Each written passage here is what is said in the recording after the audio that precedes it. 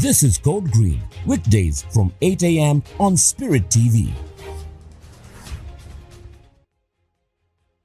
Welcome back from that quick commercial break. This is Code Green. My name is Timothy Nyangwe. So this morning we're discussing everything the swearing in, but we're going to put a pin in that and be able to get some perspective in the healthcare of this country. A project is being run everywhere in this country, and I want to understand, this is the third cycle to be able to understand this project and what it's going to do for us. But before we get into that, you can be part of the show.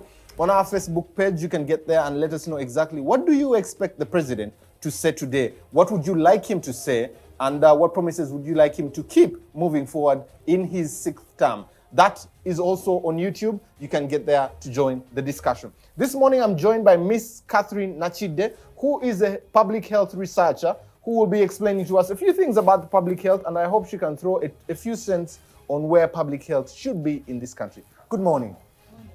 How are you? Good to see you. It's been a while.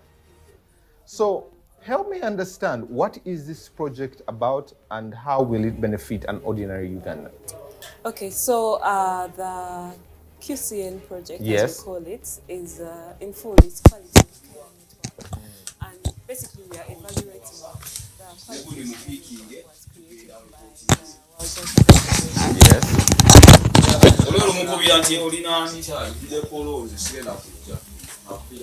Uganda, it is coordinated by the ministry, but this is a global network.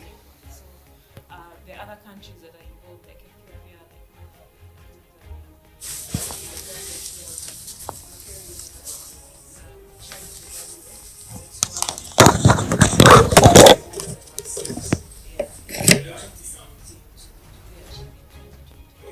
In 2022.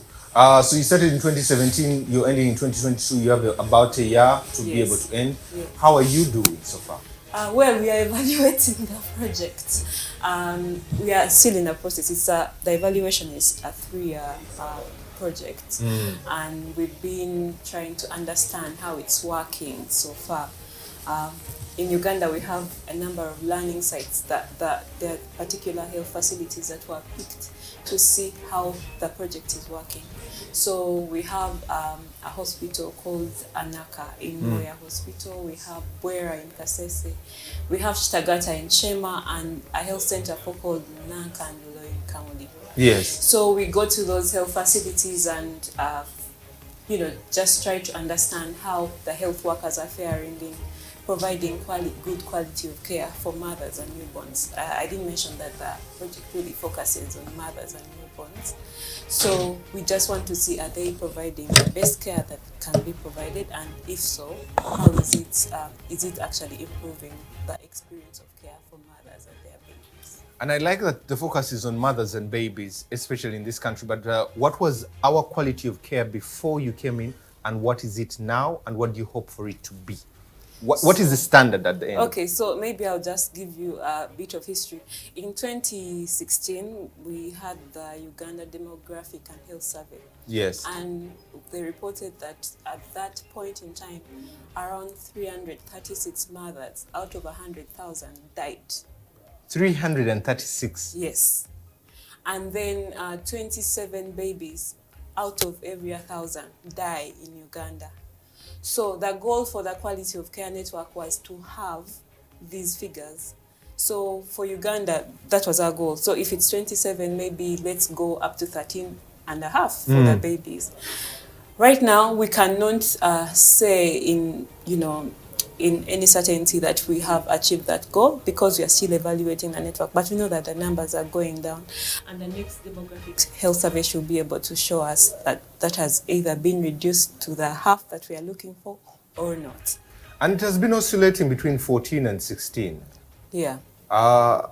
Why that? Why is it still that high, and why are we not bringing it down? There are a number of reasons. I mean, one of the things is that that period of childbirth and pregnancy, they are critical their critical periods. So what happens is there are many things that could cause babies and mothers to die during that period. One of them could be the lack of skills for health workers. It could be medicines that are not available. It could be, even some of the things are really dependent on the mother herself, if she does not come to the health facility on time and stuff like that. But this project is focusing on the quality given at the health facility itself. What standard, what should I say is the minimum standard of quality of healthcare? Because that's where we need to be aspiring to get to as a network. So generally, what happens is for every mother who goes to the health facility to give birth, the expected outcome is for them to come out when they are healthy and they have a newborn baby that is healthy. But many times we find that the mother may die, or they come out with a complication they're going to live with for the rest of their lives, or the baby may be lost, and they could have a complication that changes them for the rest of their life. So the desired outcome, really, even for the network, is for every baby to come out in the best possible health state.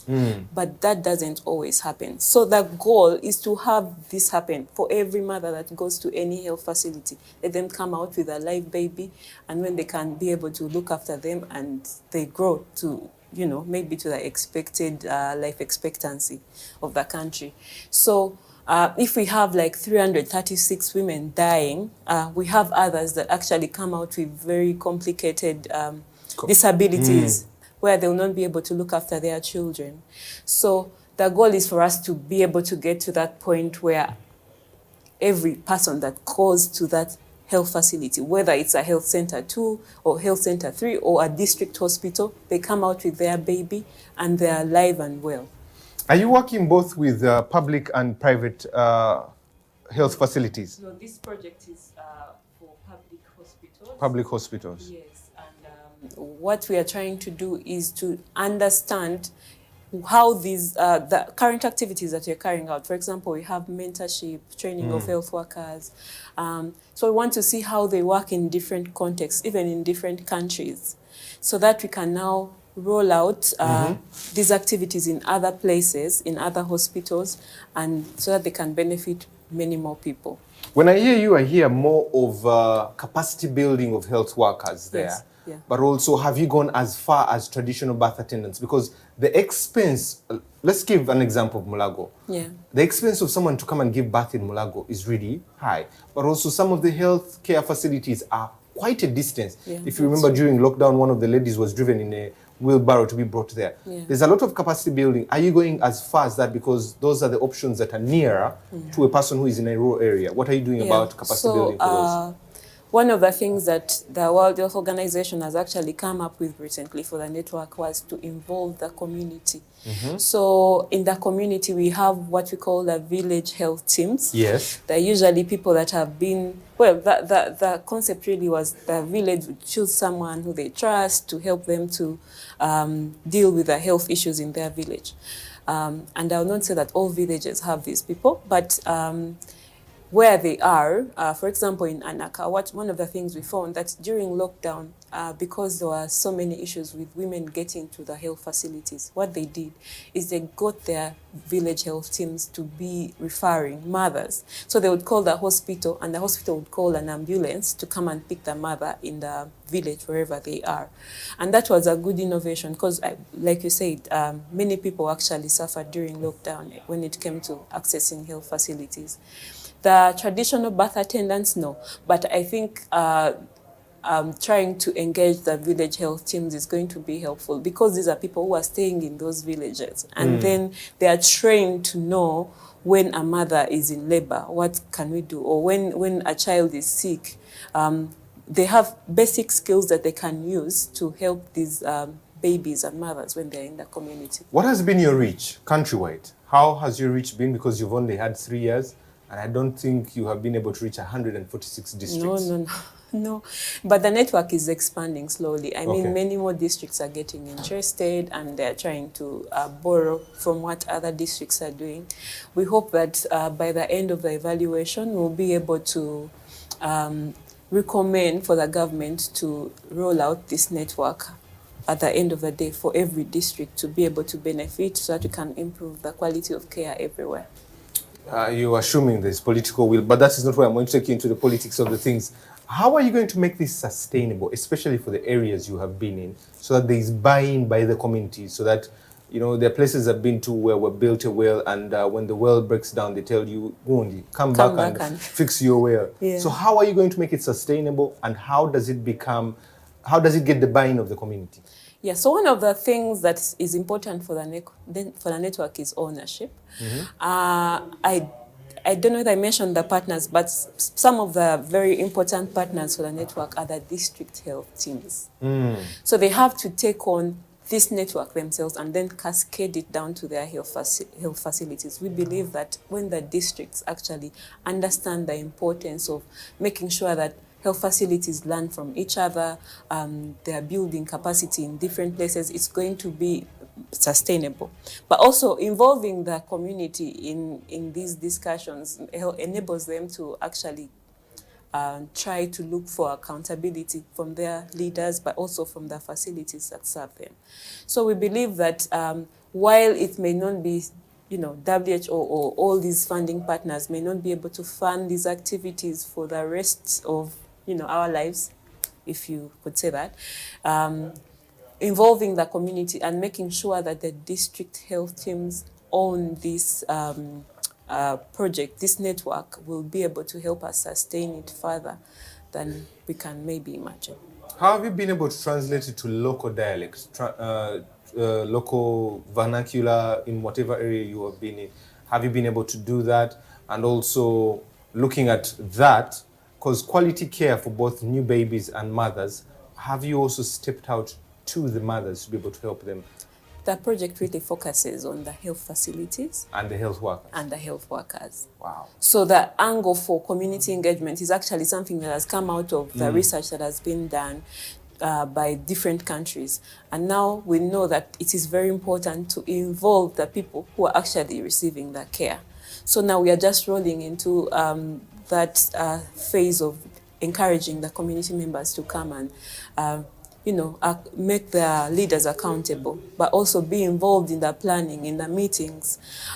Maybe, hopefully, later on, we'll be able to engage the communities themselves and not just the leaders. Go out to the community and talk to them. Actually, community dialogues are happening in some places, but those are really handled by the district health teams in those areas. I think my last few questions are, how many villages or districts have you been to, one?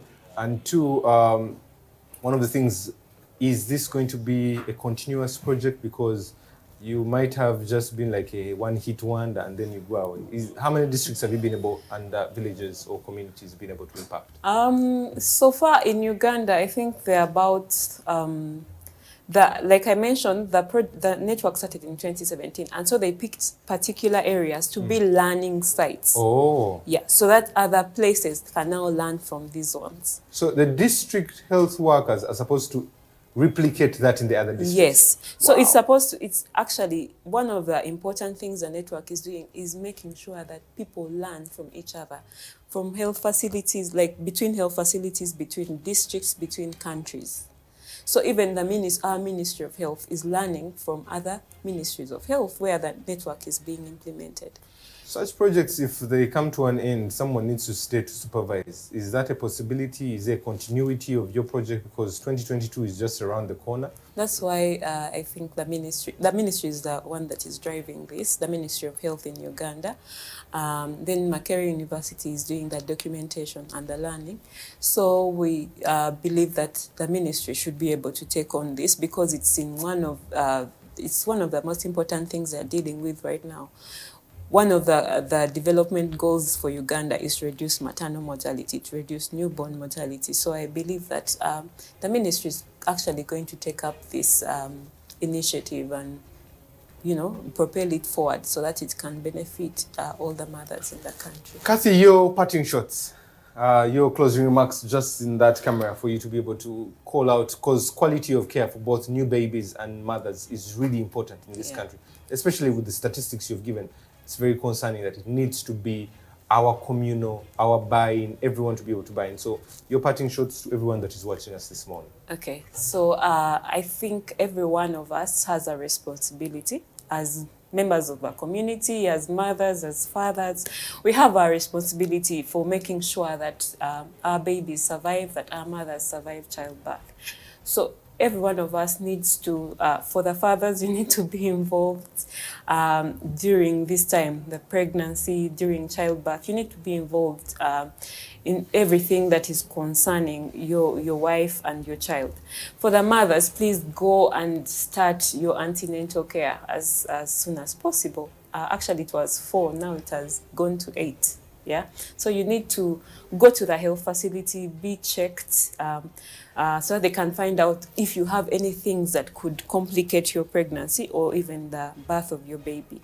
And then for the rest of the community, I think we can do better by, looking out for these mothers who may not be able to support themselves, who may need any kind of support, maybe food, maybe clothing. I mean, we say that we are we value community in Africa. So if we could actually go out of our way and make sure that the mothers and babies in our community are looked after, and if there is a mother who is not attending antenatal care and you see them, they are your neighbor, talk to them and let them go to the health facility that is nearest to them so that they can receive that best. Kathy, thank you very much for coming through. We really appreciate, especially the education, the quality care, especially for newborn babies and mothers moving forward. I hope we can spread it down to mothers because they're the real end users of this care for their babies, so that we have a productive citizen and generation that comes in.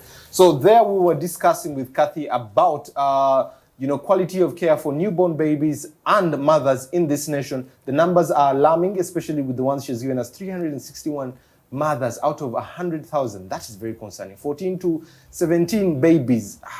Those numbers are concerning, especially if you're a parent, guardian, or relative out there.